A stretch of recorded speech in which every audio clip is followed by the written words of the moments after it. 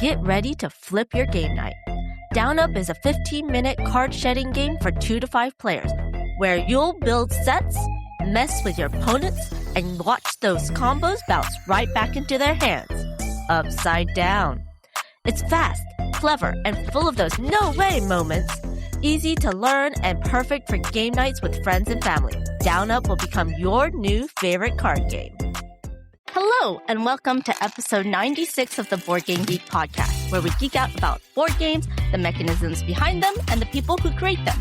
I'm your host, Amanda Panda, and this episode, I have my friend Arwen from Cardboard Time podcast. Hi, Arwen. Hi, Amanda. How are you? I'm so happy to be chatting with you. I love hanging out with you and your lovely wife. So I'm very happy to have you on for this episode. Arwen, can you please introduce yourself to the people? My name is Arwen Kathke. I use she, her pronouns. I am the host and producer of the Cardboard Time podcast, which is a bi-weekly podcast. Basically, you can get it just about anywhere that you get your podcasts. So on the front half of my podcast, I really focus on my shelf of aspiration, I call it. I used to call it my shelf of shame, but there's no shame in getting all of these wonderful creations to the table that so many people did such hard work to present to us and bring into the world. So I do reviews on those. I talk about why I bring things into my collection, why things might be going out of my collection. And then on the back half, if I have the mental fortitude for the every other week that I put the podcast out, I do like to do interviews with different people in the board game industry, and that can be artists or graphic designers or board game designers, people in customer service, because it takes all sorts of people to bring these wonderful creations to life. And I really want to show that there's more than just some multi-million-dollar corporation putting these things out. It usually really is a labor of love. Yeah, especially in the board game industry. When did you start Cardboard Time? I started Cardboard Time in November of 2020. It was my COVID project, which, much like a lot of other people bake sourdough or got into gardening or things that they could do on their own. And I started a podcast instead. It's something that I had been meaning to do for a long time. And it's something that I talked with friends about doing and just decided that it was a wonderful way to kind of reintroduce myself to the board gaming hobby in general after I transitioned. And it wound up being a expedition which I'm still ongoing. I'm on episode 137 at this point, which is just absolutely wild to me. Congratulations. Thank That's amazing.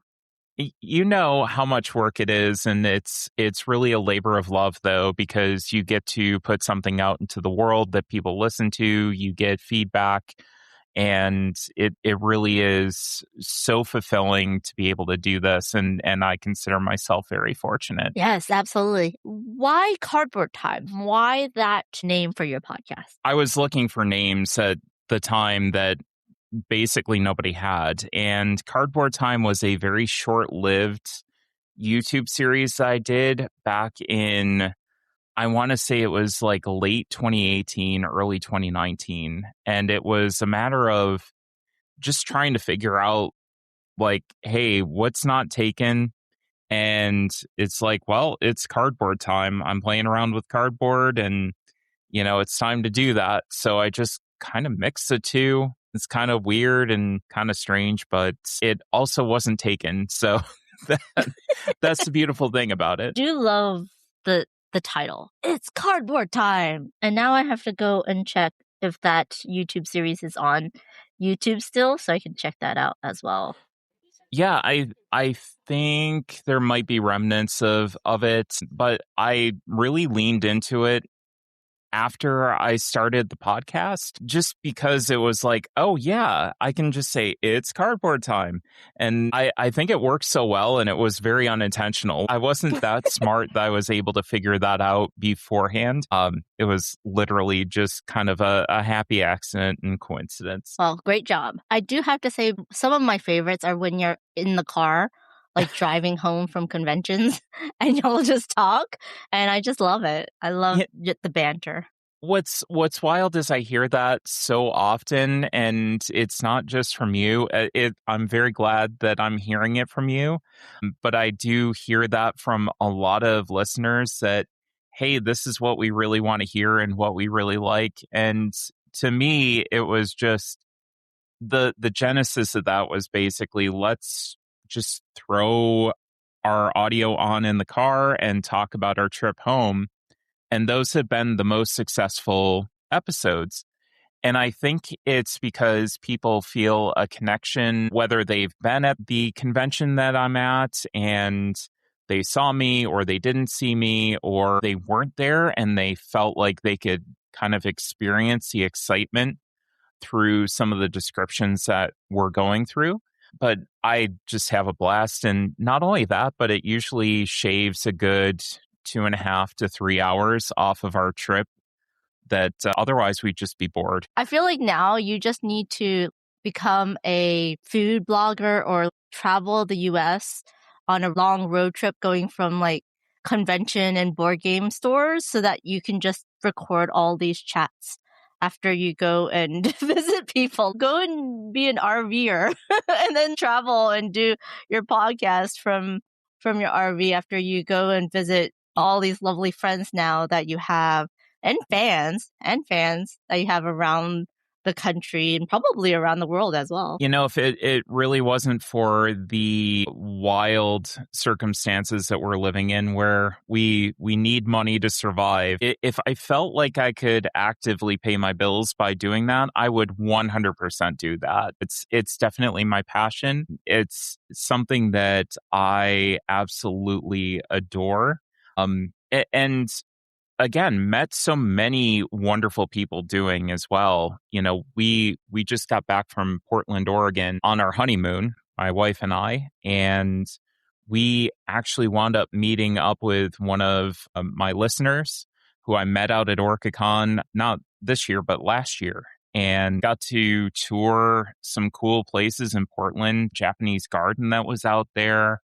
And just what a wonderful treat to be able to do that and to hang out with amazing people that you've met through this. And again, it's one thing that I feel like I'm incredibly privileged in being able to do. Yeah, exactly. Speaking of passion, now both of us are passionate and we are working towards increasing diversity and inclusivity in the tabletop hobby. Now, you specifically started to look at different games and how their accessibility around color vision or like color blindness or whether or not people with any type of a vision issue can play certain games. And you've done a lot of panels about it and you've talked about it. But can you please introduce the listeners, if they haven't heard you talk about it, what this is about and why it's one of your missions? So I was actually listening to your last episode with Emily Vincent, which was wonderful, by the way. And I would highly recommend everybody go back and listen to it if you haven't already. But you were actively kind of talking about some of these concepts with Emily, and some of this may be a repeat from that as well. But color vision is really important when it comes to board gaming, because if you think about board gaming as a medium as a whole, it's incredibly visual. So you have your art, your graphic design, your text, and what all those things are really serving to do is to try to convey information to the player.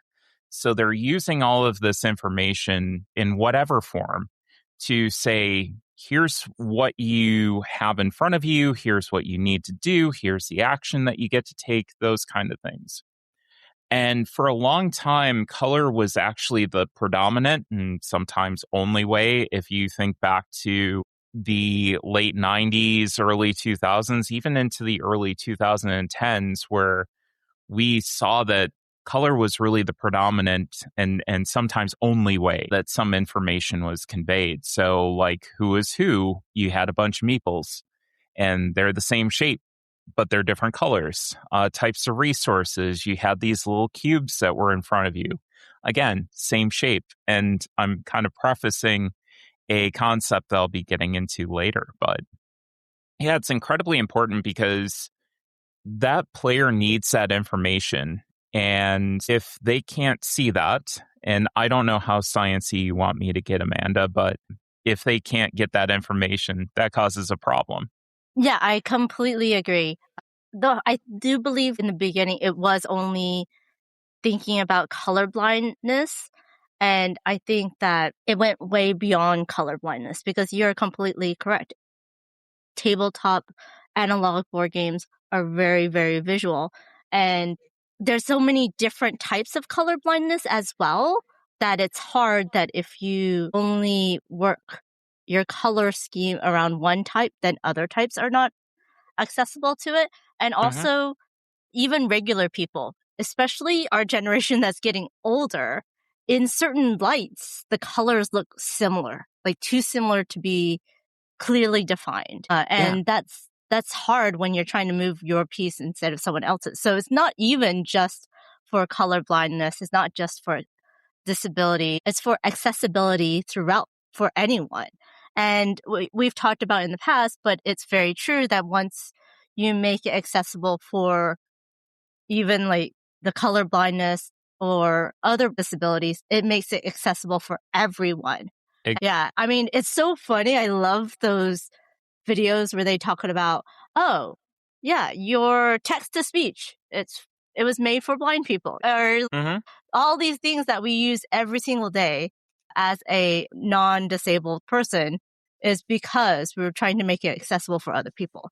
So any type of accessibility helps everybody. Well, and even for those who aren't color vision deficient like myself, having that extra information on the card where, and this kind of gets into a concept called double coding, where designers will often go and not only put a color, but also a shape or some sort of graphic on the card to correspond to that color. Even if somebody isn't color vision deficient, they can use that to get additional information about the card. So if they don't necessarily get that purple is this type of card and yellow is this type of card, they'll get that square is that type of card and circle is this type of card. So having that additional information isn't going to hurt people. It's going to make it more accessible for everybody, like you said.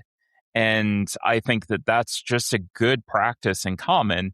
Most designers have started to kind of think in that way, but every once in a while you just run across a game and it's like, oh, I wish you had maybe put a shape here, and you start to go through how would I have maybe changed this a little bit to make it more accessible for people. Yeah, and I have gone to a couple of your panels where you talk about how you can change things to make it more accessible. What are your top tips on how to double code basically a game that is not double coded? How to make these different things accessible when they're not done by the publisher? Yeah, so first of all, that's a great question. And I really want to emphasize to people, don't be afraid to mark up your games. They are your games. You can do what you want with them. Unless you're going to go and resell them for millions of dollars, which you won't. Maybe you have different priorities than I do. I really want to get this to the table, but don't be afraid to mark up your cards. And I think one of the examples that I kind of go back to is something that's on Brian Chandler's website, colorblindgames.com. Fantastic resource for those who really want the sciencey stuff. And if you want to get an introduction as to what causes color vision impairments, that's all there. Some great tips from him. And I've got a couple of modifications that I did up there as well. But really, the one that I did for Origins First Builders was kind of my first foray into really marking everything up. So there were issues with two of the colors. One was orange, the other was yellow. And what I wound up doing was taking the dice that needed to be modified and the discs that needed to be modified. I had my wife actively separate them for me. And then what I did with the discs was I put little symbols on them. So one, I basically did like a little circle with a line to kind of correspond to the tiles that it represented. And then the yellow ones I did, I think it was like a square or a diamond to correspond with the tiles of that color. And then one of the colors I actively colored in the pips of the dice that I needed to differentiate. It was originally white, and then I just colored it in with a black Sharpie. And after I did that, I was able to very easily play the game, which was very, very inaccessible to me beforehand. And I was actively worried that I was doing things wrong and I was playing maybe I needed this color dye to go over here, and I didn't have that. It was actively this color dye. So there's a lot of things that go into that, but they can be very, very simple fixes. They can be just a little shape, just a little mark, something that's just going to differentiate the two for you. Yeah, absolutely. It's so funny when people are like, you're going to write in the rule book. And I'm like, yeah, it helps me remember. Yep. I'm going to highlight too. Yep, exactly. It's your game. Do what you want with it. Yeah, and I don't think anyone really buys games to resell. I mean, there's some people that do, but the main reason we're buying games is to play them. And if you can't play them, then they're kind of worthless. So I 100% agree. And these are very important things to talk about and to be aware of. Even if it doesn't affect you and you see it happening, it's okay to just say something. It makes you an ally, right? It makes you an ally to everyone else that needs it for accessibility. And it helps everybody in the end. So yeah, it's always good to speak up. Well, and let's face it, Amanda, if we look at a board gaming convention, there's thousands of people that are there, right? Yeah. And if you look at the statistics behind color vision deficiencies, there's about 4.25% of the population that experiences that. So if you're at a table of 6 people playing something, there's about a 23% chance that at least one person at the table is going to have a color vision deficiency. So there's a high likelihood that you're sitting at the table with somebody that could benefit from, if the game is not accessible, from having some sort of accessibility. Wow, that's a crazy statistic. Yeah, it just puts things into perspective. I mean, it doesn't affect me because I don't have that issue, but I know like in low light, a lot of times there's a lot of colors that are very similar. Mm-hmm. So I can totally see that. And if you want to play games with your friends, you should make it accessible to all of your friends. That's a very good point. And more people around the table is always a good thing. Yes, absolutely. So that was our main topic. I really encourage you to go listen to Arwen's podcast. I'll put a link to Colorblind Games' website into the description of the podcast. And also, if you see Arwen doing a panel at a con, go check it out. Really, it's a wonderful chat every single time. And you'll always learn something new. It's always good to ask questions and talk and open lines of communication. So I would definitely encourage you, if you see these panels at a con, go check them out. So for our top 5 games list, Arwen wanted to talk about food-related games, or I'm going to say food-themed games. Is that correct? Yeah, games that kind of revolve around food and have food in the theme somewhere. Yeah. And the reason that I wanted to do that, Amanda, is I was kind of thinking about how we first met, and we crossed paths a number of times at board game conventions because you're basically everywhere, but you're always on the go and you're always going from here to here to here to here. And the first time that we really got to sit down and kind of have some appreciable time together was at Sankey. It was the Peking Duck House in Philadelphia when we were at PAX U, which, by the way, everybody, if you need some good restaurant recommendations, Amanda's got your hookup. It's yummy. She is fantastic. It was so good. I do have to say, my friends Deadpan and Giggles introduced it to me the first year, and now it's become a tradition that we all just go, and whoever's free just comes and then we mob the place because we always need 2 to 3 tables.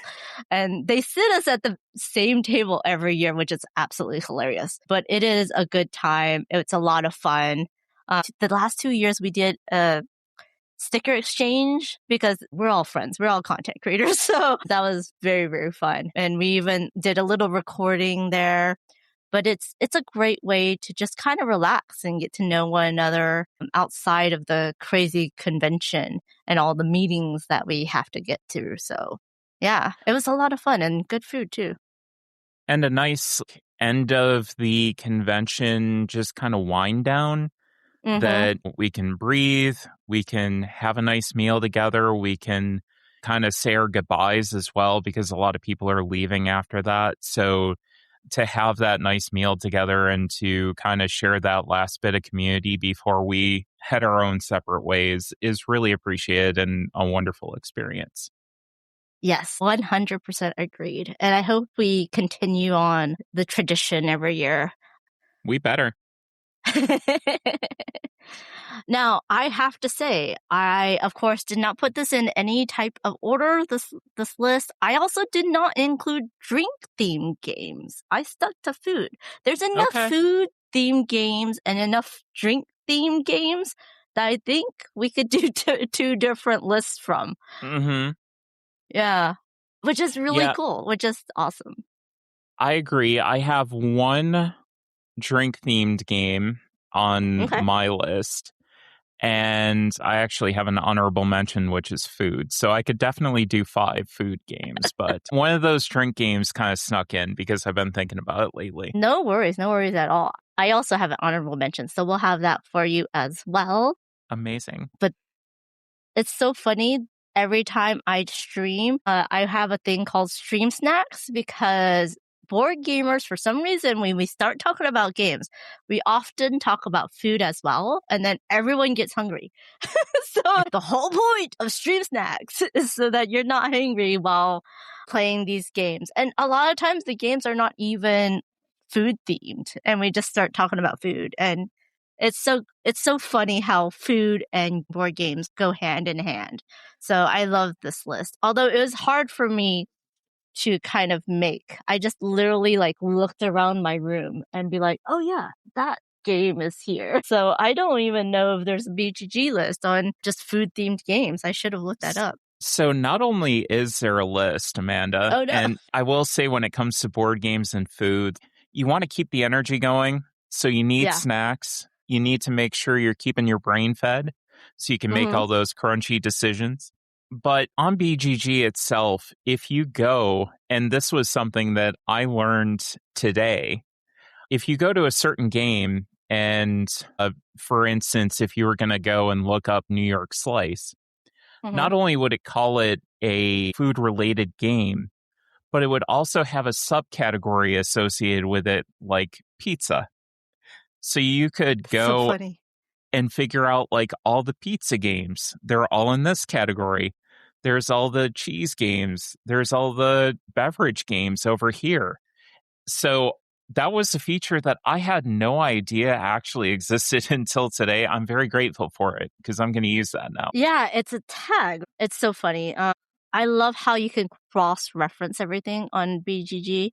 But yeah, it says food and drink pizza, and there's all these pizza themed games. It's wild. That's hilarious. There's a theme that's just restaurant cafe as well. My goodness. Oh, wow. And I'll put the list of the theme food cooking for you all so that you can also go look it up. But if you go onto BGG and you hit the search, you can actually change it from board games to designers or publishers, accessories, and tags. I think there's over 17,000 games just about the theme of food and cooking. That's incredible. Which I'm like, that's crazy. That is crazy. Wow. Now I'm like, oh, do I need to change up my whole list? I won't. I will say I thought that the theme kind of stuck out to me. I'm like, yeah, 5 food games. This works out perfectly.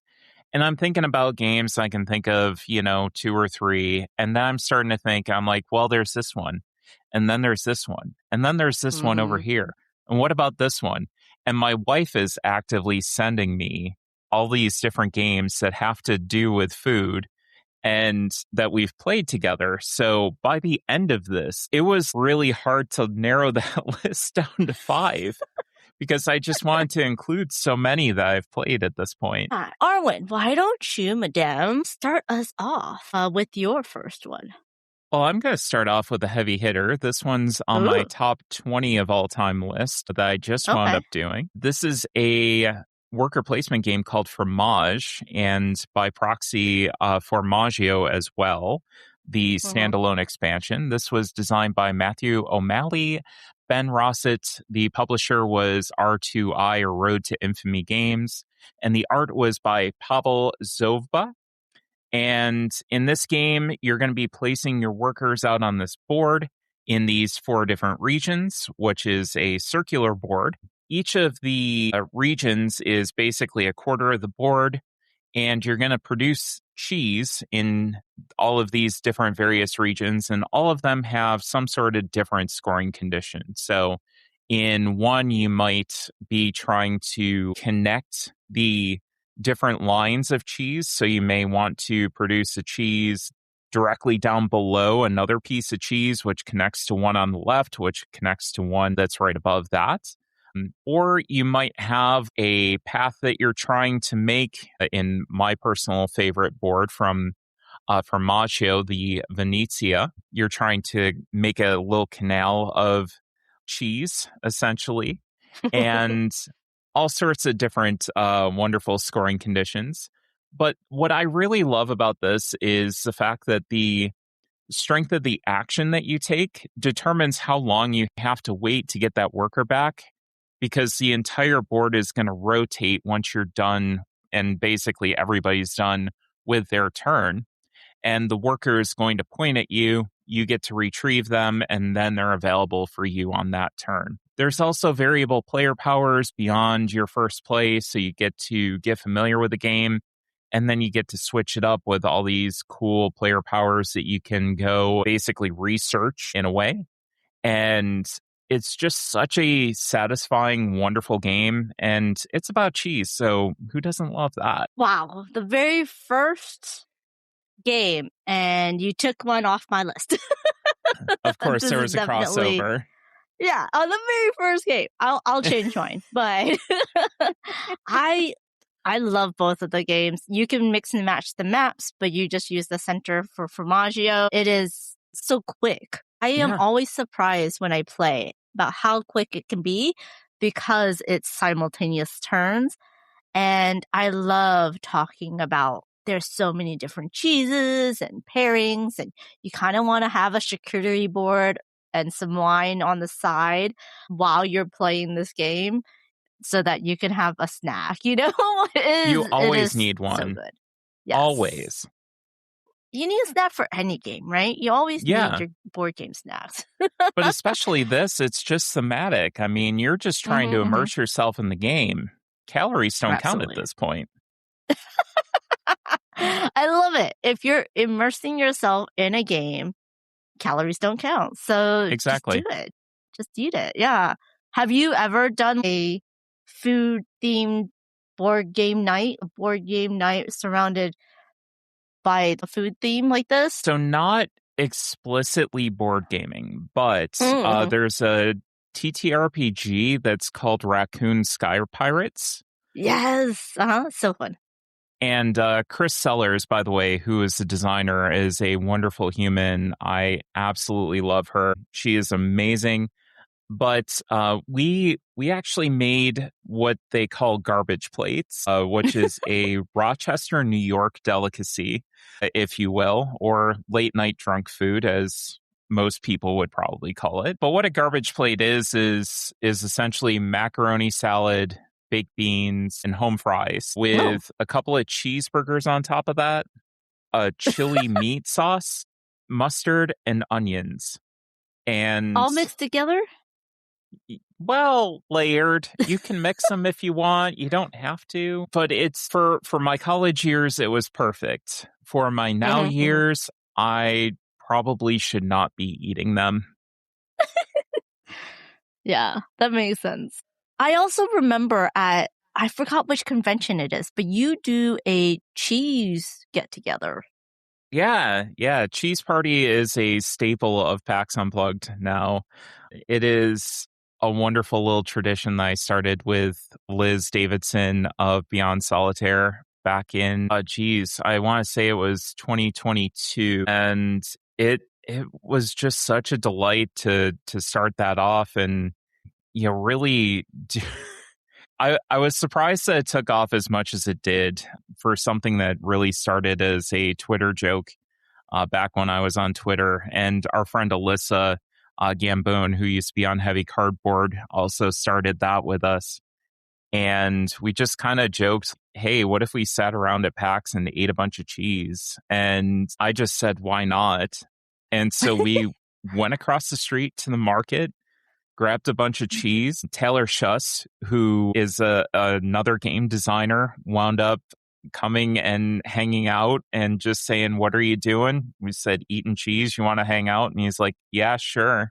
And it's been a tradition ever since. That's lovely. I was sad last year I couldn't join y'all, but I think I need to just bring a whole bunch of lactose tablets so that everyone can enjoy the cheese and do Risk it it for the biscuit. It's worth it. I'm telling you. You need to do it this year. Yeah. Do y'all play games while you eat the cheese?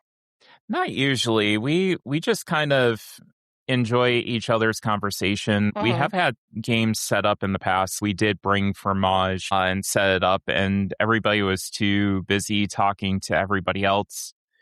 As you kind of do at a lot of conventions where you're walking around, you just want to get to see people and converse with them. So yeah, that's basically what we did was just kind of hang out and chat. And it's a wonderful time. I love that. It is funny for people who work the convention. We rarely play games at conventions. Yeah. And as a content creator, we have a lot of meetings. It's really nice to just hang out with your friends in any aspect or in any situation. So that is lovely. Now we have completely gotten off of, we're still on topic. We're talking about food, y'all. Yeah.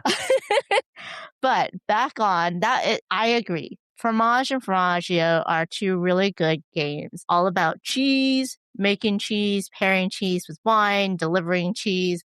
And I do like how the different slices feel different on how they play, because some are area control and some are set collection and some are just kind of route building, right? So it's really nice. So I really agree, and I like your pick. That's Formage and Formaggio from R to I or Road to Infinite Games. So my next one is going to be one that's kind of, I think it's a classic by this point. It's Point Salad. That's the first thing I was like, oh yeah, Point Salad. And there is different iterations of it. Point City, Point Galaxy, which is the newest one. But it's a quick, simple set collection. You're just either collecting ingredients or you're collecting the recipe cards that will give you points for your ingredients, and you're hate drafting. And it's so quick. It's so fun. I can play it with just about anyone. And it is by Molly Johnson, Robert Melvin, and Sean Stankovich.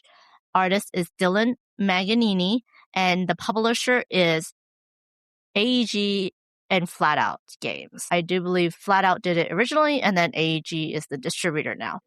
But it is a really fun game, really light, but it plays up to 6 players, and I can get anyone to really play it, and it's a lot of fun. And it's so bright and colorful, and I enjoy it, even though it's the lightest probably of the games on this list. Well, great minds think alike. Oh no, another. And turnabout is fair play. Another crossover. No, Point Salad is so good. I think if you've tried it in the past and forgotten about it, go back and play it, because it's still good to this day. Yeah. It is actually my most played game of all time. And I feel like the reason for that, and you did mention this, was you could play it with just about anybody. And I feel like both of us do a lot of teaching and do a lot of trying to bring games to others. Yes. And this is one that's just so incredibly easy to teach. The turn structure is so incredibly straightforward. You're just taking 2 face-up veggie cards or a point condition card, putting it in front of you, and you score whatever's face up in front of you at the end of the game. It's so fast, it's so simple, and people love it. I go back to it every once in a while. Sometimes I have to take a break because it just doesn't feel fresh anymore. But then you got to let the lettuce and the tomato and the peppers rejuvenate, and then you're right back at it again. And it's such a wonderful game. Yeah, I think though my favorite out of the series right now is Point Galaxy. It's By far. definitely more strategic, yeah, and it's definitely more thinky. And so it makes the hobby board gamer in me like happy, but I will always have point salad on me if I go to a meetup with strangers or if I know I'm going to a more casual group but that doesn't really play a lot of games, just because they will more likely play point salad over something a little bit more heavy, which is Point Galaxy. But I absolutely love Point Galaxy too. So yeah. Well, you get them hooked on point salad so that you can work them up to Point Galaxy when they're ready. Exactly. 100% correct. We are on the same page, my friend. We are. So that's Point Salad, and it's being distributed by AG. What is your next one? So I'm going to go to my beverage themed game since I know that you don't have this if you didn't do a beverage themed game. This one is a solo only, a pool and bag builder, and has a little bit of push your luck in it. It's Coffee Roaster.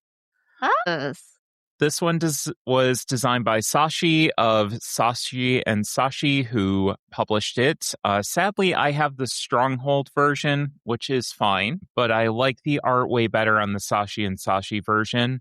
The original art was by Takako Takarai, and I believe that the new art was done by Andrea Bokov. I love Coffee Roaster. Basically, in this game, what you're going to be doing is choosing a blend of beans that you want to roast, and it gives you a bunch of different tokens. And what you're going to be doing is going through a bunch of roasting rounds, which you'll take some of those tokens out of the bag, and you are going to increase the value of the tokens that you pull out of your bag at the end of the round, and basically increasing the roast on them. And then you put them back in the bag and you decide if you want to continue to roast or not. And you have this target score that you're trying to hit when you do your final flavor test, where you'll pull a certain amount of the beans out of the bag. And you'll also have, if you roast too long, you're going to get these smoke tokens, which wind up having negative point implications.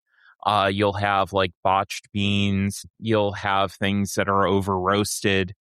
And it's really such a wonderful kind of, okay, I feel like I'm done now, and I'm going to see what happens. It's the perfect Saturday morning or Sunday morning type of game where you get up, you have your cup of coffee or tea or whatever you're going to have, and you just play a round or two of this. There's a 3-round progression that you can go through as well if you want something a little bit heavier. But I absolutely love this. This is a very chill game. It was kind of my introduction to chill solo-only games. And it's just so wonderful. And the vibes are immaculate, as the kids say. As the youngins would say. I'm sad I haven't played this one yet. You haven't played Coffee Roaster yet? No. Oh, we need to change that. I know. We'll have to have a list of games that we'll probably won't play at the next con. Yeah, exactly. Exactly. Like I just did with Olivia. I'm like, okay, next time we see each other, we're going to play this, and this. And we're not actually going to play that. We're just going to say that we're going to play that and make ourselves feel better by having this conversation. Because we know how conventions work, Amanda. Yeah, absolutely. That's so funny. But yeah, that sounds delightful. So Definitely want to go check that out. Mm-hmm. It's a great little game. I mean, I wouldn't mind just hanging out in a cafe and just bringing that. We could go grab coffee. You could try it out and we could just sit and chat. And I think that would be a perfect opportunity to get the day started the right way with some I would coffee love roaster. that. Yeah, coffee roaster with breakfast before our long day of convention running around. And sore feet. That sounds lovely. Mm-hmm. That's coffee roaster from Sashi and Sashi. And Sashi has some really good games out there. They have some amazing games. I know, right? It's crazy how just their brain works. It's absolutely amazing. Like In Front of the Elevators was just genius. A game about waiting in front of elevators I did not think was going to work, and somehow it just works. It does seem like it shouldn't work, but it does. It is a lot of fun. I do like that game. My next game is one that I've also been kind of fixated on lately. It's Three Sisters Harvest Edition. It's by Adam Hill, Ben Pitchback, and Matt Riddle, the guys behind Motor City Gameworks. The artist is Marlaise Barnes. I do apologize about that. Andrew Bosley, Beth Sobel, and Aaron Wood, and is published by Motor City Gameworks and 25th Century. It is a update to the base Three Sisters in that it kind of adds all of these modules or mini expansions to the game. And so it kind of does almost like a campaign style of play. It's a roll and write game where you're rolling dice and then you're trying to plant your pumpkins to protect the ground from weeds, your corn so that your beans have the trellis to grow up. It is a farming term, Three Sisters, that's actually in real life that people used to use. Mm-hmm. But in this game, it's a roll and write where you're going to be rolling dice, you're going to be drafting the dice, and you're going to be marking on these 2 pages. Now, this roll and write has so many combos. You will do one thing and it will chain like 3 other things. So much so that my friend Duchess actually made tokens to keep track of how many extra actions you can get and what all the other things that you can do on your turn. I've been really enjoying this solo. Now, Harvest Edition has 9 other mini expansions on top of the base game. The base game is chapter 1, and then you go all the way to chapter 10. They add in groundhogs and clovers and a barn board, and instead of the tools that you get in the base game, you build up your own shed and get different tools. You have where you can grow peppers instead of fruits, and then you have now public goals. And it's just such a great mix of these little mini modules that you can add together. You can do them separately, you can add them together, you can jump around, or you can go in order. It's just a wonderful standalone sequel to Three Sisters. And even though they didn't change the size of the sheets, it's still pretty small icons on the sheets. It is just filled with almost everything, and it's so much fun. And it's one of my favorite roll and writes just because of the combos that you get in it. And it's just so much fun. It's just really delightful. Yeah. Have you played this one? Yeah, I own the original. I have not played the new version of it, but now that you've described it, I was going to ask if you thought it was worth somebody who has the copy of the original to upgrade theirs to the new version. 100%. Okay. But if you got any promos or any mini expansions to the original, you can put those directly into the Harvest Edition. Oh, okay. Yeah, it's really lovely. It's such a wonderful roll and write with the, like you said, all the combos. And I'm glad to see that somebody figured out how to keep track of those, because I always have an issue with them. I'm setting off like 3 or 4 at a time, and now I'm trying to figure out order of operations and what I can do. And I had to have a sheet of notes next to me that I could cross off. Okay, I did this. I got this, so I'll write this down. That I can cross this off. And I think I went through everything. It's very brain tickly, which I love. And I also love the concept that they used the farming concept of the three sisters to really make something very thematic. And yeah, I love that game. It's a great pick. It's a pick that I thought that you might have, so that's why I kind of stayed away as well, because it did cross my mind too, along with a bunch of other stuff. Yeah, I've been talking about this. I've played it twice on my live streams. It's just one of my favorites. So yeah, good thought. You know me well.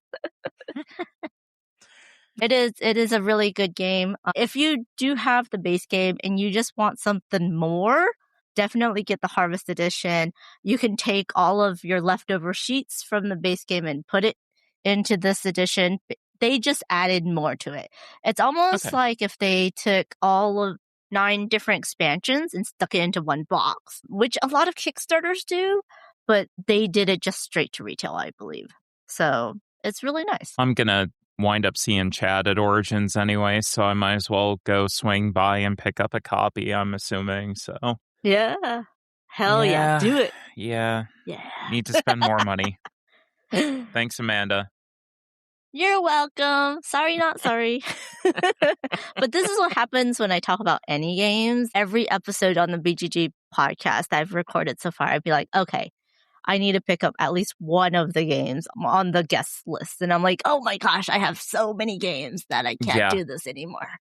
Yeah, it gets bad. I go and I'm part of the Tabletop Express network, and we do a top 20 every year. And I'm watching all the other contributors go through their lists. And yeah, it's hard sometimes. It's very difficult to listen and be like, wow, that sounds really cool. I know I have a bunch of unplayed stuff, but there's new stuff to be acquired as well. It is hard not to be Cult of the New as a content creator. It is.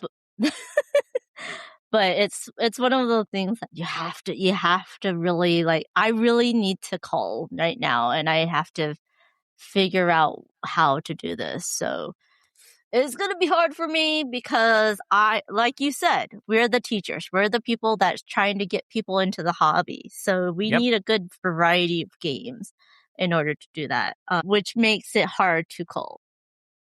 It does. But it's something you got to do unless you live in a mansion, which technically we could pull our money and all live together in a board game mansion, maybe near Indy, so that then we can have flights to the East and West Coast evenly. That would be fun, though. I know it's cold, but I would propose Minneapolis. And the reason I do that is it's a hub, and there's like some amazing board game companies there, and they just have such a good culture up there for board gaming. Everybody's involved in the scene, and everybody's chill and wonderful. We just got back from a trip there, so that's what I would counter propose instead of Indy to head up to Minneapolis. Okay. Sounds good to me. That was my second pick. It's Three Sisters Harvest Edition from Motor City Gameworks and 25th Century. Which one is your number 3, Arwen? Well, you already got my point salad, so I am going to move to chicken fried dice next. So we gotta keep in this roll and write theme. But chicken fried dice was designed by Arwen Kathke and Rob Newton and published by Urban Professional Games. The art was by Rob Newton and Memo Siwapan. And this is a real-time roll and write where you're trying to make recipes for customers. You're writing on dry erase cards that kind of have their request for you on them. And these dishes are going to take different combinations of ingredients that are represented by colors on dice. If you get a perfect number on some of the spaces, you'll get a tip, which helps you improve your truck. Now, why would you want to do that, pray tell? And one of the things that really struck me and grabbed me about this game is the fact that you can upgrade your truck, and your truck has these abilities that help you use and get the most out of your dice that you have during the round. So you can re-roll them a certain amount of times. And if you upgrade that, you can re-roll them more.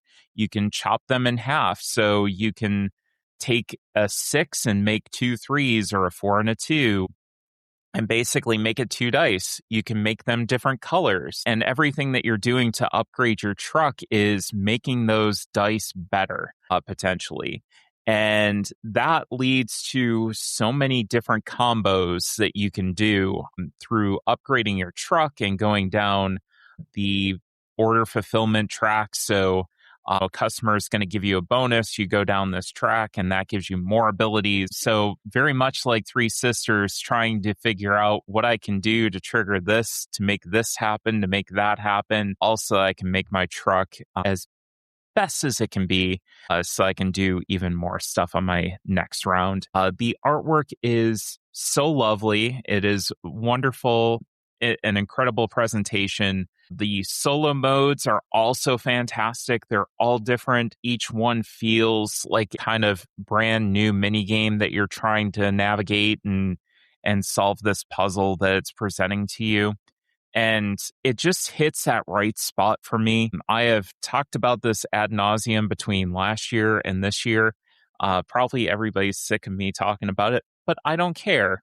You asked me what my favorite games were that had to deal with food, and I'm going to tell you Chicken Fried Dice is absolutely one of them. Agreed. I absolutely love this game.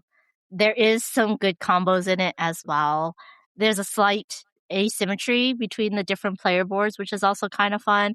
And it's such a lovely game. And you would think real-time roll and writes would be not a thing, but it works really well because you have to finish using the die before you could pluck another one. And if you want to hear more about how Ashwin and Rob actually started the game and then went through all the different steps through kickstarting the game, I'll put a link to the BGG podcast below. But oh my gosh, yeah, I cannot wait to get a production copy of Chicken Fried Dice because I know I'm going to be playing it and it's lovely. I haven't tried the solo yet, so I'm excited to try the solo versions. It's great. I think you're going to love it. It's so incredibly well done and just a wonderful production. Yes. So that's Chicken Fried Dice from Urban Professional Games. I'm going to continue the roll and write trend, and I am going to talk about another game that I've probably talked about quite a bit. It is Walk and Roll from designer Daryl Chow and publisher is Ori Game, without an S, Ori Game, out in Singapore. And it's definitely a personal game to me because my dad used to open Chinese restaurants up and down Alabama in the United States. And so this is very nostalgic for me. It's so cute because the insert of the game looks like a wok, like a black wok, and you're literally rolling these dice, which have all these ingredients, and you're marking off ingredients to make the different dishes. And then in the rule book, it actually talks about the different dishes. His is more of a Cantonese Singaporean, but it's still very nostalgic for me as my dad was more of a Cantonese Chinese cook than like Taiwan versus mainland China, which are all different styles of Chinese cooking. And I love how the look of the game is very 90s nostalgic Chinese restaurant menus, which has changed now. But it is very a nostalgic game for me. There is an expansion, the Korean Wave, which is really fun too.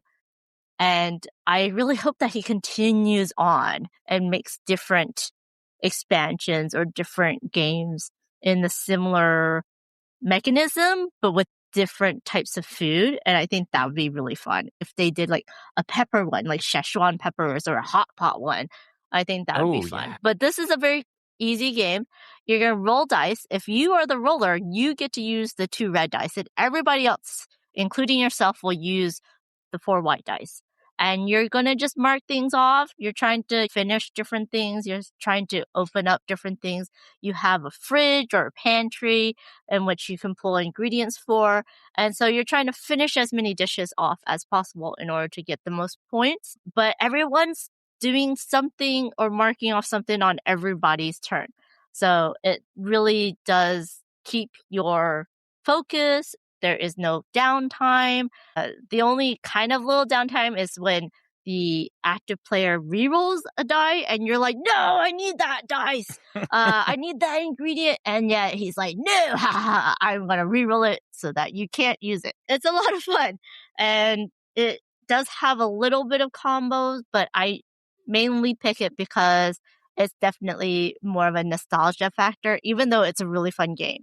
I do believe the Korean wave is a little bit more fun, but it's definitely one to check out if you like roll and writes. Yeah, that one hasn't crossed my table yet, but it's one that I have heard a lot about, and I've heard a lot of very good things about it. So that might be going into my cart very soon. Or into our list of convention games that I need to bring and we need to play together. Listen, I will bring Coffee Roaster and you bring Walk and Roll. Deal. So that was Walk and Roll from Ori Game. What is your next one, Arwen? So the last one on my list that I have, other than my honorable mention, is a game by a couple of 11-year-olds. This was Dice Veggies by Josh Jory and Rowan Capel, published by KTBG, and the art is by Claire Lynn. I think the kids have grown a little bit since this came out. But in this game, what you're trying to do is fill recipe cards by getting different colored dice, which sounds a lot like my last game. And you can kind of spice things up a little bit once you fulfill those orders. You don't necessarily need to do them with any particular number dice, but you can kind of spice things up for a little extra points by using these hype cards, which do make the recipe harder to fulfill. Either by implementing some sort of numeric condition, or you're going to discard an extra die of a specific color. But the thing that really makes this game interesting is how you get these ingredients. And what you're going to do is you're going to take a cardboard cleaver and you're literally going to section off a set of ingredients from the outside of this kind of rectangular arrangement of dice. And you can't go over 10 points and pips. But you're going to take that cleaver and just kind of cut and just take the dice from that section, and that's what you have to work with. So Jory and Rowan are cousins. Josh Capel, KTBG, is their dad and uncle, helped them design the game. And I was blown away by this when I first played it. I got an early pre-release copy from Helena at Origins, and the entire convention I was running around to different people. I'm like, we got to sit down and play this. It's quick. It's like half an hour. You're going to love it. I'm going to teach you. It's been way too long since I've personally played it. I know you can play it on BGA. That's okay, but having the physical cleaver to kind of cleave these dice off of this block is just so satisfying and so much fun. And the other thing is, I just love saying shakshuka and jambalaya and, all these different dishes. It's just so really well done. Small box, really a cool presentation. I don't know if you've played it, Amanda, or not. Absolutely. Yeah, definitely a lot of fun. I love the little cleaver, which is really cute.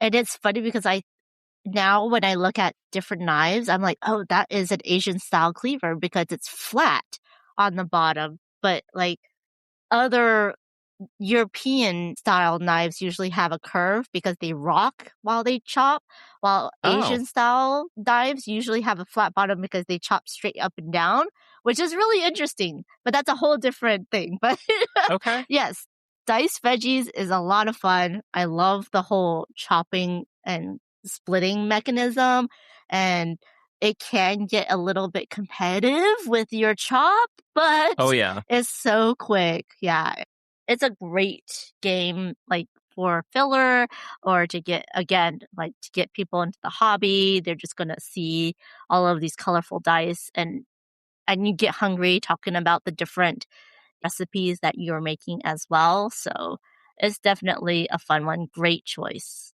Yeah, I think one of the things you mentioned is the fact that you see this cleaver that's kind of hovering over the selection that you want as the next player, and you've been eyeballing, and your opponent's just making their way over there with a cleaver, and you're like, oh, just go a little bit further over, a little bit further over.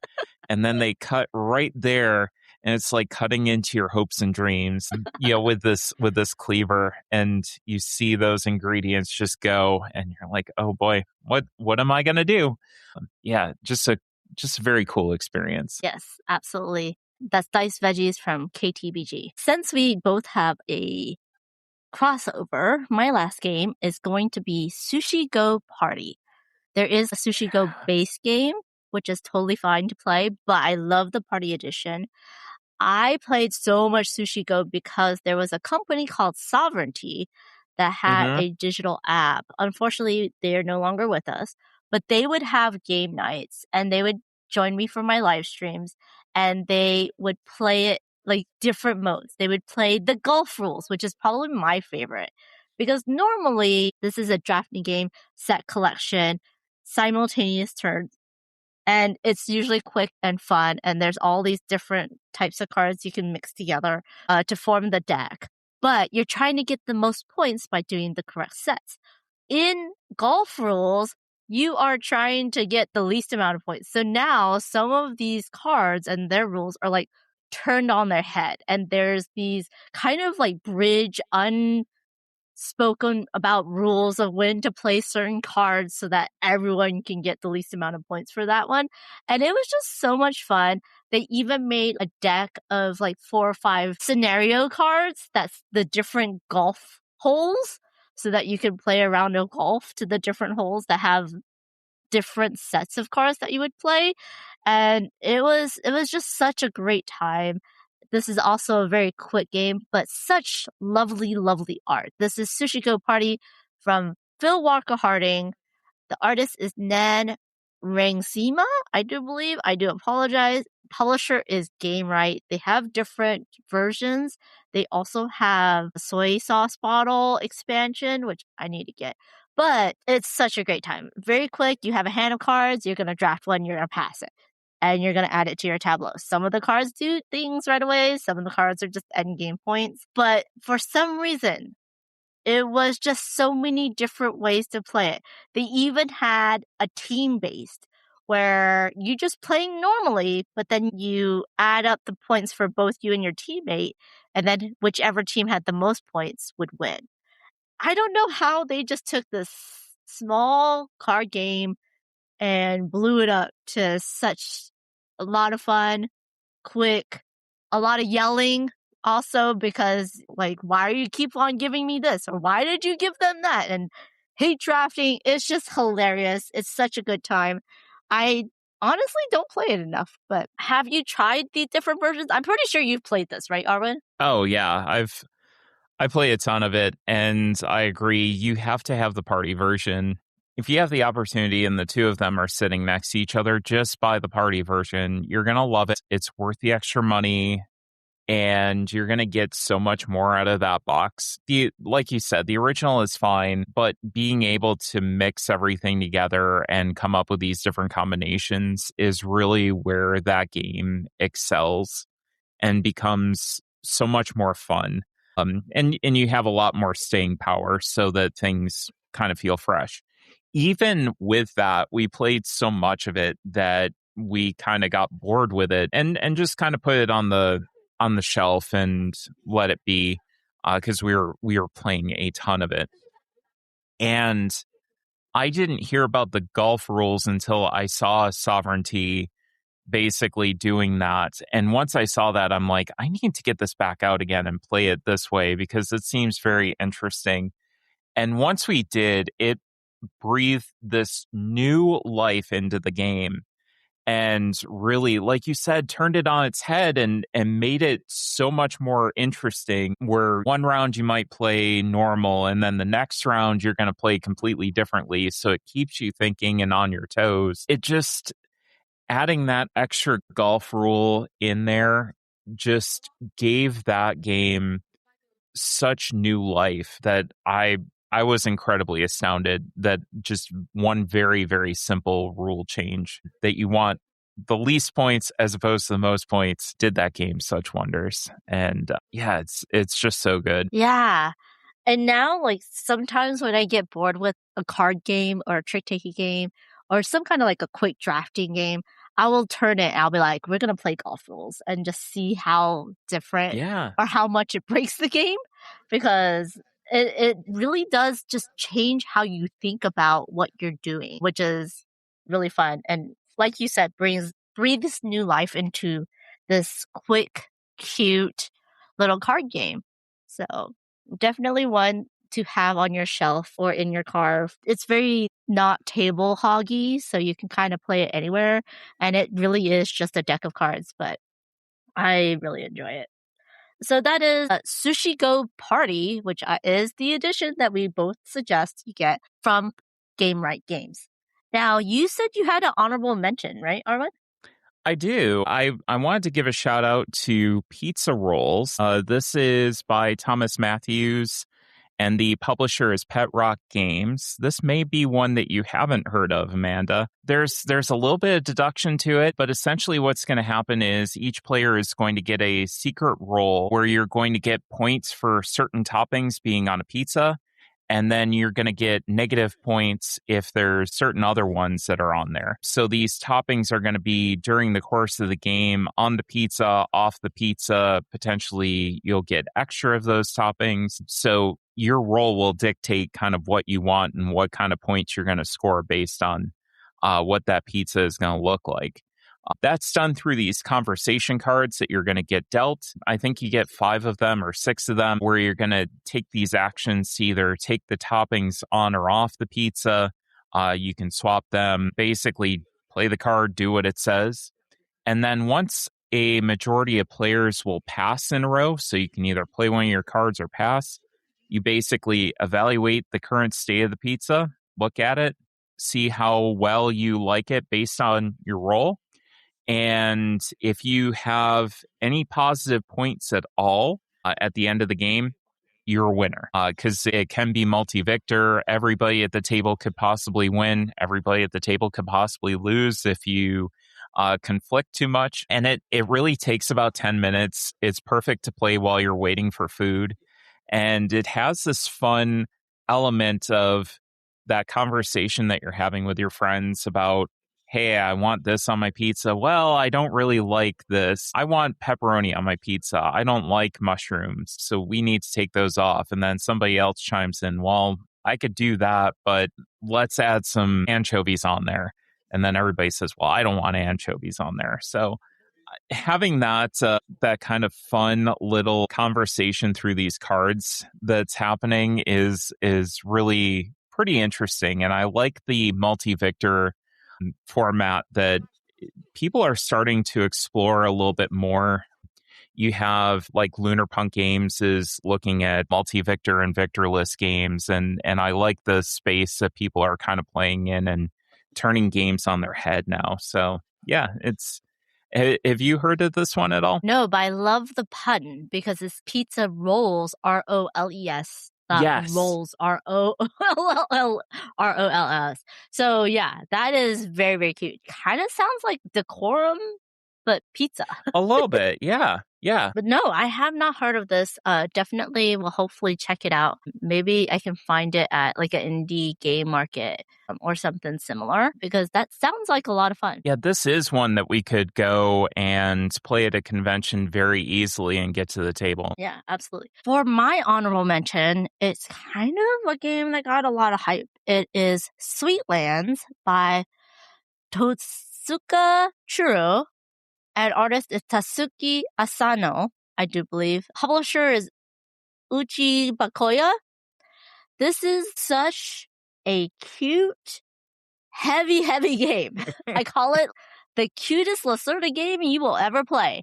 It is so heavy that one time I feel like my brain was working so hard that I had a little bit of a fever and we had to take a break. But this is the theme of Candyland meets a Lacerda heavy strategy game. So it's not a worker placement. It's an actual selection with multi-use cards. So the cards are either used to gain different ingredients or to increase this little engine that you have. But you also need the cards to pay for the actions you're going to do on the board, especially if someone does the action before you. You are going to explore your own personal lands. Then you're going to build these really adorable like coffee shops and cheese tents, chocolate factories, and then you have chocolate bunnies that you can put on your land as well, and milk carton houses. It's just the cutest, heaviest Euro game that you're ever going to play. And I really enjoy it. It's definitely a longer one.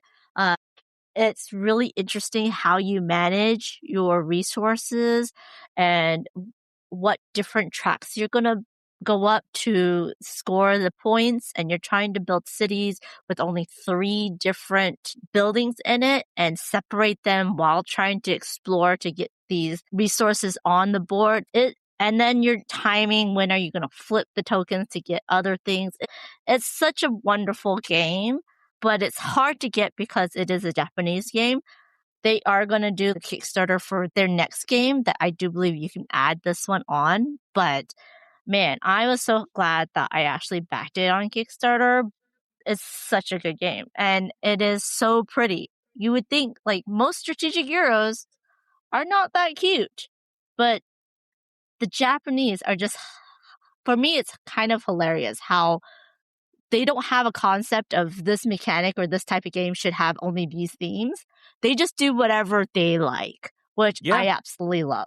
Well, you've got to give some respect to people who can think outside of the box and, aren't inhibited by that kind of cultural, like, well, we have to fit this within here. And like you said, because this theme only fits with this mechanic, and this mechanic's too heavy to do anything but a very serious theme where we're going to space or trading in the Mediterranean or going to war or whatever. You had me at Cheese Tent, first of all. I've wanted to check this game out for a while. I've heard quite a few people talking about it. I was hoping that somebody maybe at Origins would have a copy that I could play with them, but we'll see. It just sounds delightful and right up my alley. Yeah, you will love the look of the game. And the main mechanism is pretty easy, but the combination and when to do certain stuff, you really are like, oh gosh, I need this for that, but then I gotta do this first. And if I did that, then I lose this card, which would be very good for this score. It's one of those games that really you're like, oh, I want to do everything, and you cannot. But it's you mentioned Lacerda, and I think that that's the best of where Lacerda games like Kanban EV will excel, is having that very simple turn structure. And you can only do a couple of things on your turn, but really having all of those options to have to put together and manage, I think is that perfect sweet spot. So it sounds awesome. Yeah, I hope you do get to play it. You will have to budget about 3 to 4 hours though for the playthrough. But yeah, I agree with you. It really does help that Lacerda's theme is so integrated into the gameplay so that it's easy to learn. I feel like this one is also pretty easy to learn. It's just the efficiency puzzle that really, really works your brain, which is what we want out of a strategic Euro, right? Exactly. I love it. And there you go. You got 10 great games with a food-related theme. There's so many more for y'all to actually check out and look through. Don't forget, I have the link to the theme food or cooking list from BGG in the description for you to check out if you want to maybe put on a food-themed game night at your house. So please go check out these games. They're by good companies, good designers. These are probably games that I know I personally will not be culling. So they are very highly recommended. Please go check them out. So we've come to the point in the episode where we talk about our moment of positivity. We talk about something small or something big, just something that brings us joy to celebrate in this crazy, crazy time that we currently live in. All right, why don't you go first? Yeah, so I think especially June being Pride Month, I look back and it's a time to celebrate. It's a time to understand kind of where we are. But having those moments of joy is so incredibly important. And even when things look tough and look bleak, there's a lot to look back on. And there's a lot of wonderful that's happened in my life. One of the things I was thinking about talking about was my wedding, but I would get way too long winded about that. I would be way too long winded about the um, Inspirations Award that I won at Gamma, which I'm very grateful for. So, really, what I wanted to talk about was just kind of taking stock in lovely little moments in your life. And yesterday, I was sitting outside with my wife on my back patio. We went and got some decent steaks, which Mm.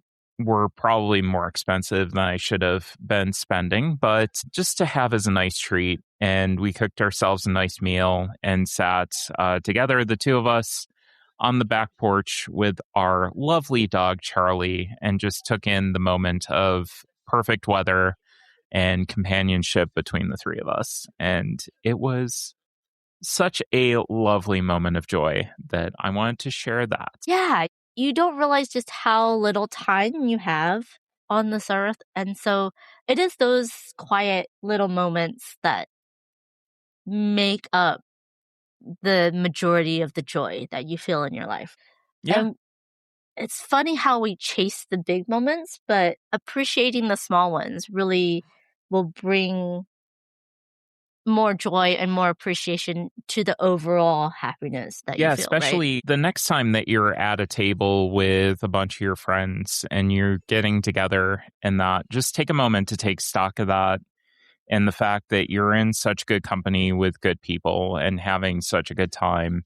Savor that and remember it. And when things do get a little bit worse or a little bit bad, you can look back at that fondly and that kind of helps bring you through a little bit. Yeah, absolutely. And bringing it back full circle, we talked about how we got to meet up and talk at PAX Unplugged, but also is Pride Month. So I just wanted to quickly plug that the Rose Gauntlet Foundation puts on big gay dinner at PAX Unplugged every Uh-huh. year. And it's a way to celebrate and hang out and meet a lot of wonderful people in the LGBTQ2IA plus community and celebrate each other, have a nice dinner, and hang out.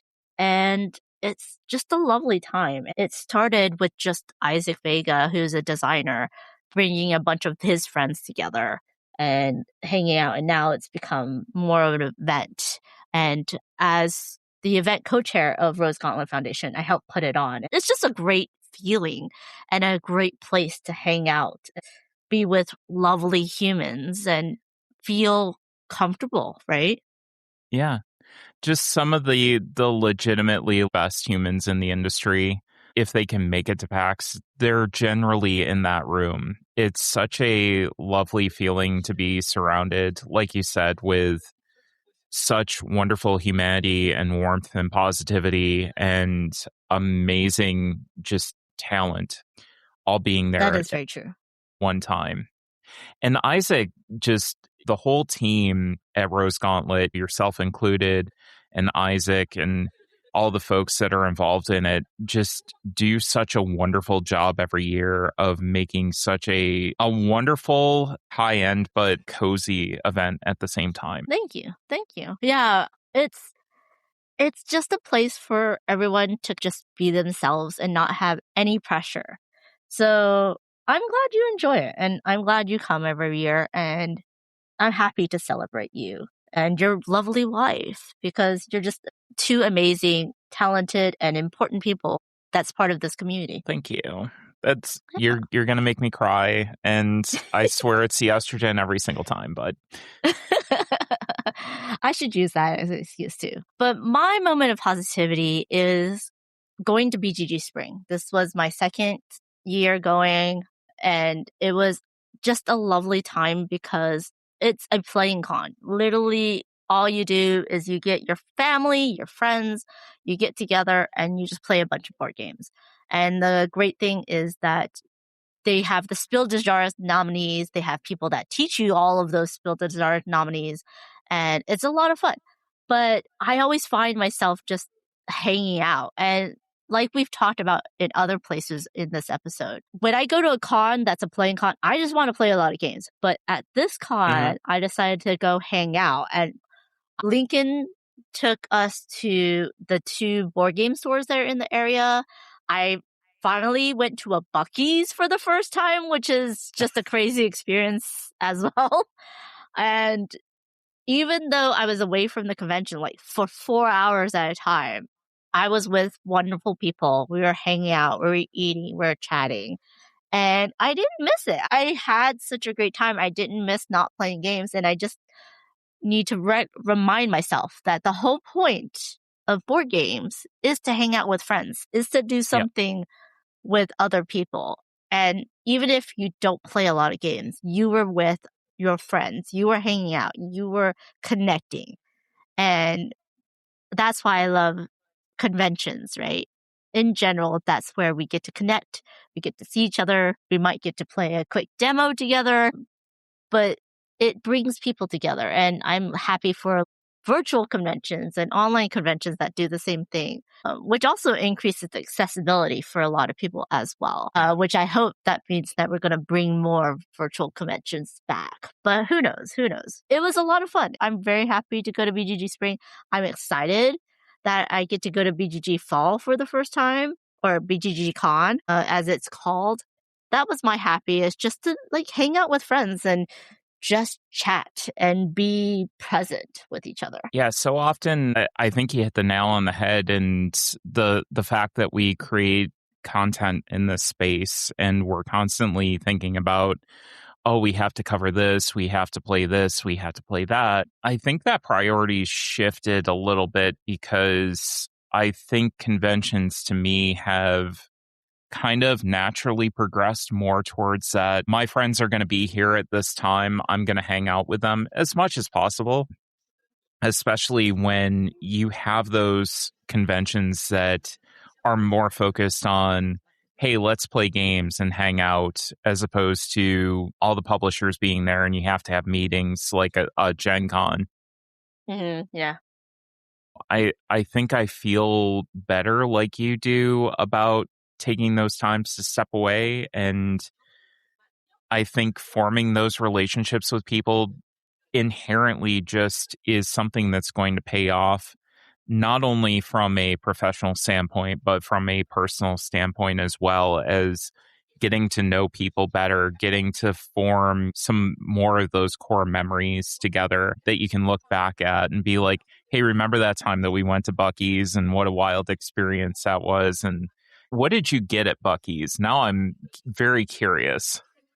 Uh, so I got one of the insulated bags because they're like nice and they look Uh-huh. cool. I got a couple pins for my pin collection. For the lunch, I actually got, oh, it's way too much food, but they have a 3-meat sandwich because I wanted to try the different meats. It's brisket, turkey, and sausage. Yeah. And it was so good, but it was so much food that I could share my sausages with other people. And I didn't even eat half of the turkey. It's one of those sandwiches you really do want to share with other people. They had freshly made chips, like almost home style chips. It was so good. Of course, Lincoln and Nikki got are they called beaver nuggets? Uh-huh. Uh-huh. Yeah. Which is kind of like a caramel Cheeto in a way, not like Cheeto flavor, but that Cheeto crunch Texture. with, yeah, the Yeah. texture with the caramel. But then he also tried the spicy one, and I was like, oh, that's interesting flavor Ooh. too. Yeah, they have a spicy version, which is good. It's good, but these beaver nuggets are not the type of food that you want to eat all in one sitting. You need to dole yourself small, like sample bags of it. You can get overwhelmed, let's just say about that. That's But why the you food was go with really a good. bunch of friends and you split Yeah. everything. Yeah. And you have to try their sodas. Their sodas are so huge, but I had to try their strawberry lemonade, which was really good. And I tried their apple pie because it looked like an elevated version of a McDonald's apple pie. Okay. But yeah, it was really good. And of course, I had to get a couple of shirts because I was at Buc-ee's and I didn't know when I Right. was going to go back to Buc-ee's. So Right. yeah. They're building a couple in Ohio, and I feel like I need to take the journey because Texas is kind of weird for me right now. Oh yeah, yeah. And not that Ohio is much better, but that's where I live. And to have the ability to go visit one, my wife's never been, and I feel like we at least need to go once so that she can see the craziness that is Buc-ee's. But I also feel you got to take like 5 or 6 people and just go get a bunch of stuff and share it. It's like very Southern dim sum in a way where you're all sharing and enjoying the meal together and having that camaraderie over the 3 meat sandwich that you've cut into 6 pieces. It is so funny because it's like a food court mixed with a shopping center because they have clothing, they have home goods, they have so much Buc-ee's labeled things. I collect playing cards, so I got a Buc-ee's labeled playing card. But they have chicken, they have different places. Like you can get the sandwiches in one place, and then you had more of like a deli in another place, and then they made homemade tortillas station, and then it was a nut bar. It was just crazy. You need a good hour to wander around. But one thing that surprised me was there was no seating at all. No, that's why you got to take a pickup truck like they do down in Texas. And you all pile in the back of the pickup truck, and then you go down to Buc-ee's and you get yourself all the food and you sit in the back. I've seen so many food influencers on YouTube do the exact same thing where they're just like, I guess we're piling into a pickup truck and just sitting in the back and eating this stuff. Yeah. I guess that's another reason to get the insulated bag so that you can take it to go and find somewhere else to sit and eat it. But yeah, it's a really crazy store. I did get to meet Buc-ee's. I got to meet their mascot. So he was that there? was a lot of fun. He was there. We got pictures. Amazing. I know. So I do hope you get to go. It's one of those road trip stops that everyone needs to go once in their life. Oh, and the bathrooms are the cleanest, I do have to say. Yeah, I will say I am a huge fan of Sheetz. That's more this area of the world, just because you can get a bunch of customized stuff. But I will say Buc-ee's is an experience for sure. Yeah. Sheetz, huh? I have never heard of Sheetz. We got to get you to a Sheetz. We got to figure out how we can make that happen. It's SHEETZ. TZ, right? Yep. Yeah. And everything has a Z in it because it's cooler to have a Z. So cool. Well, that's the episode. Wow. Time flies when you're having fun. That's wild. So, Arwen, thank you so much for joining me. Can you please... Thank you for having me. Yeah, I am always happy to have you on. It's always a great time just chatting with you. And I love your energy, my friend. I just love it. Chatting with you, Amanda, is always so wonderful, and being able to share a table can't come soon enough.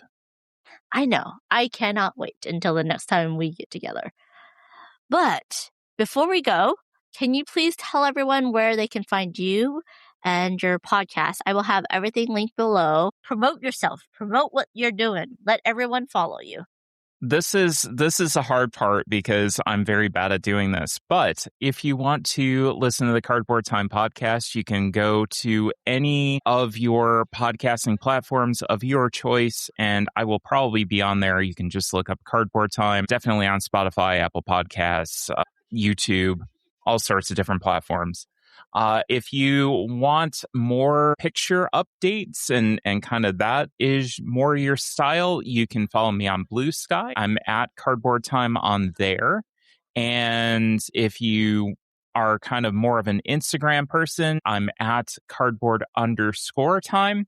Um, just basically when the accounts got created, I wasn't able to get cardboard time. So unfortunately, I have to live with that. Let's see, where else? Yeah, YouTube. I'm trying to post more content on there. I'm really bad at that, though.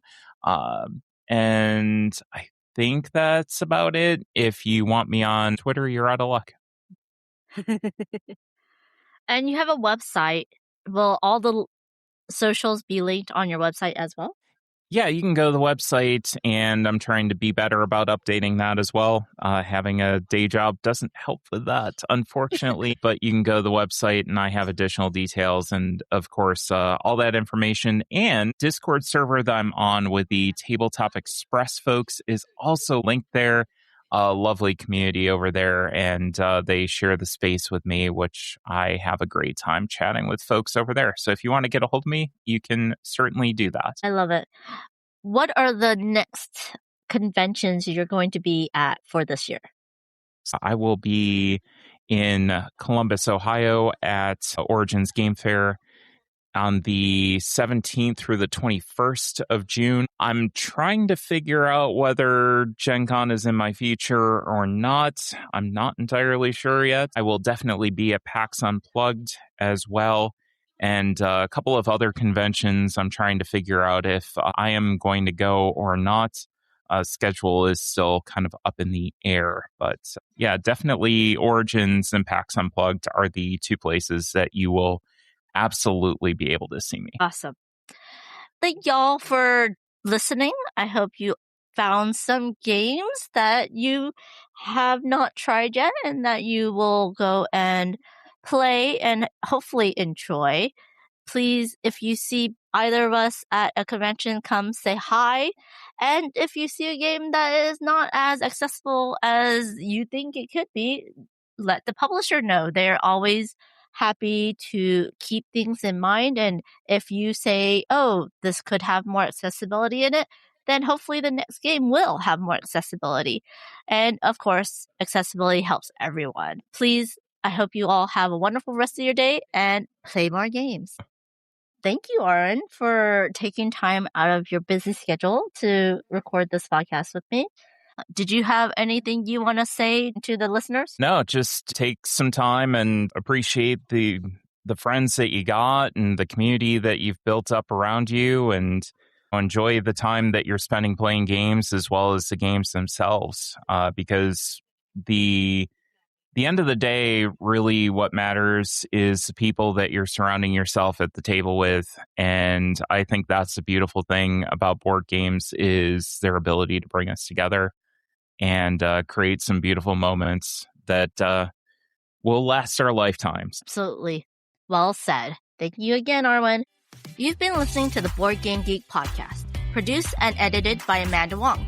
Be sure to visit us on the web at boardgamegeek.com. You can also find us on YouTube, X, Blue Sky, Instagram, Facebook, and TikTok under Board Game Geek.